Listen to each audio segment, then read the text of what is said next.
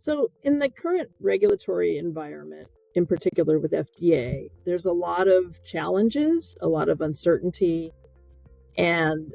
the impact to planning for CMC and your development plans, especially in the cell and gene therapy area, is that you really have to have a solid strategic plan in place, both strategic and tactical, and have these plans in place early on and engage with FDA early on. There are a number of mechanisms to do that in requesting early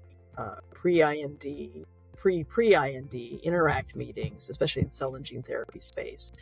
So whenever you have the opportunity to put your plans in front of FDA and de-risk your plans, that's really key. Because of the unique challenges in manufacturing and the complexity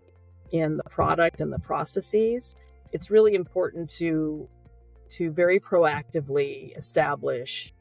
your processes, your product development, and all of the potential risk areas in all of your plans. And this is where Veristat has a lot of experience working with sponsors to develop these plans.